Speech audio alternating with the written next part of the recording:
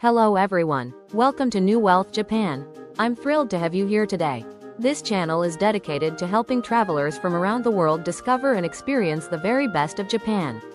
From ancient temples and historic castles that have stood for centuries, to the vibrant world of anime, unique Japanese souvenirs, and incredible cuisine that will tantalize your taste buds, we cover it all.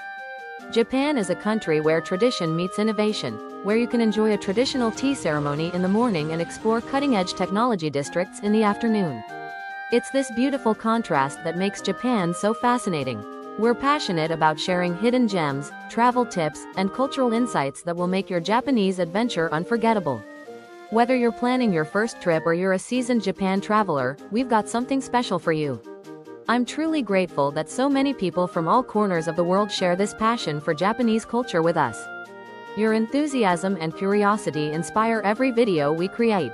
So sit back, relax, and let's explore Japan together. Let's get started. Hello and welcome. Today we're going to take a nice, relaxed tour through one of Japan's most incredible historical sites, Hikone Castle. So whether you're actually planning a trip or you're just curious, this little guide will walk you through everything you need to know. Just looking at this layout, you immediately get a sense of the place's amazing scale. It's not just one building. It's this whole sprawling complex of moats, walls, and gardens, and every single piece was meticulously designed. And that layout, well, that's really the key to understanding its story. So here's what we've got on tap. First, we'll dive into what makes this castle so special. Then, we'll follow the recommended tour route and we'll uncover all the clever defenses along the way. After that, we'll check out the main highlights and we'll finish up with some practical tips for planning your own visit. Okay, so what's the big deal with Hikone Castle? Why is it a must-see spot? Well, that's a great question, and it's got a few really fascinating answers. For one thing, it's incredibly rare. Think about this. Hikone Castle is one of only 5 castles in all of Japan whose main keep is designated as a national treasure. That puts it in a very exclusive club. And to put that number into perspective, you have to remember that hundreds of castles were built before the Edo period, but because of fires, wars, and government orders, only 12 of them still have their original keeps standing today, and Hikone is one of those precious survivors. Its history goes way back, over 400 years in fact. It was commissioned by the powerful shogun Tokugawa Ieyasu himself, and it was really a strategic fortress built to keep an eye on his rivals. The whole thing took 2 decades to build and was a massive symbol of power for centuries, long before it became the protected treasure it is today. All right, let's get our virtual tour started. To really appreciate the castle's design, we're going to follow the path that most visitors, and, well, any would-be attackers, would have had to take. We're starting right here at the Omotemon, or the front gate, and we're going to move in a clockwise direction. And you'll see this brilliant design forces any intruder along a very specific, highly defensible path, a path we're about to experience for ourselves. Just after you walk in, you run into your first obstacles. The Tamanya is this long turret just lined with loopholes for archers and gunmen. Nearby are the horse stables, and get this, they're the only original ones left in any Japanese castle. Pretty amazing. And check out the walls. They're a rare mix of earth and stone, built to be strong but also cheaper and faster to put up. Okay, now the path starts to get serious. The route to the main keep is not a straight line. It's a total masterpiece of defensive engineering, just filled with traps and illusions. The approach to the famous Tenbin turret is the perfect example. You see this big bridge and you think, okay, that's the way. But nope, the path actually forces you to go underneath it and then up a series of winding, steep staircases with these sharp right-angle turns. Every turn leaves you totally exposed, while defenders are just watching your every move from above. It's designed to confuse you, tire you out, and make you an easy target. Now, take a really close look at the stonework here. See how there are 2 completely different styles right next to each other? On the left, you've got the original, rugged Gobozumi style, built for speed. Compare that to the right side, where you see the precisely cut Otoshizumi from a later repair. It just reflects more advanced techniques. It's like a visual timeline, 2 different eras frozen together in one wall. The last major hurdle you have to get through is the Taiko Moon, or Drum Gate. This gate was the final checkpoint before the main bailey. It gets its name from a huge drum that was once kept in its upper floor, which they'd sound to announce important arrivals or to signal an emergency. So after making it through that challenging path, you get your reward, reaching the heart of Hikone Castle. And here we find the two main highlights, the magnificent keep and the peaceful Genkyuen garden. You know, there's a saying among castle enthusiasts that I think captures it perfectly. A beautiful castle is captivating, but many enthusiasts are charmed by the beauty of Hikone Castle. It really speaks to this unique elegance that sets it apart from all the others. I mean, it has this graceful, almost delicate look, doesn't it?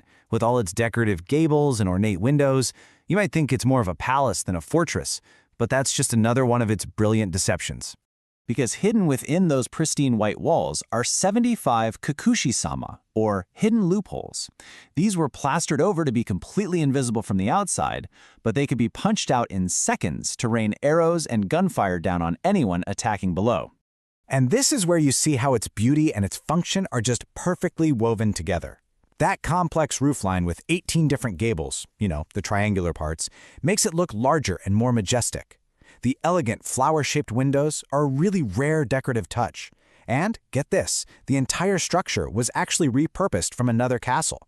A pretty clever cost-saving move by Ieyasu. And after seeing all the military genius of the keep, you can descend into the complete tranquility of Genkyuen Garden.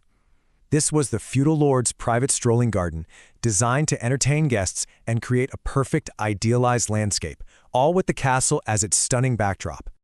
So, feeling inspired to see it for yourself? Let's switch gears and get into the practical information you'll need to plan your own visit. Okay, if you're driving, you've got a few parking lots to choose from. The Ninomaru lot is the closest to the main gate, but it fills up fast. Sakuraba is really convenient for the garden, and Kyobashiguchi is the biggest and probably the best choice if you also want to explore the shops nearby. Your standard ticket gets you into both the castle and Genkyuen Garden. You can also grab a combination ticket that includes the Hikone Castle Museum, which honestly is well worth it if you have the time. A little tip, buying tickets online in advance can save you from waiting in a long line. And finally, some key tips. If you want to avoid the biggest crowds, try to go on a weekday, either right when it opens or later in the afternoon. Spring and autumn are absolutely beautiful, but they get very packed. Most importantly, please wear comfortable shoes. The slopes are no joke, and the stairs inside the keep are practically ladders. And make sure you give yourself at least 2 hours to take it all in without feeling rushed. So there you have it. Hikone Castle isn't just one thing. It's an elegant fortress designed for war, it's a political stage, and it's a remarkable survivor of 400 years of history. When you walk its grounds, you're walking through all of those stories. The only question left is, what story will it tell you? And that's it for today's video. I hope you enjoyed exploring this part of Japan with us. If you found this video helpful or entertaining, please give it a thumbs up. It really helps us reach more travelers like you who love Japan. And here's the most important part. If you haven't already, please subscribe to New Wealth Japan and hit that notification bell. By turning on notifications, you'll be the first to know whenever we upload a new video. We post new content regularly, featuring different destinations, food experiences, and cultural insights across Japan, so you won't want to miss out. Now, we'd love to hear from you. Do you have any questions about what we covered today? Is there a specific place in Japan you'd like us to feature in an upcoming video? Maybe a particular Japanese dish you're curious about, or a cultural tradition you want to learn more about?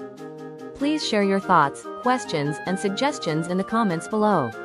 We read every single comment, and your feedback helps shape our future content.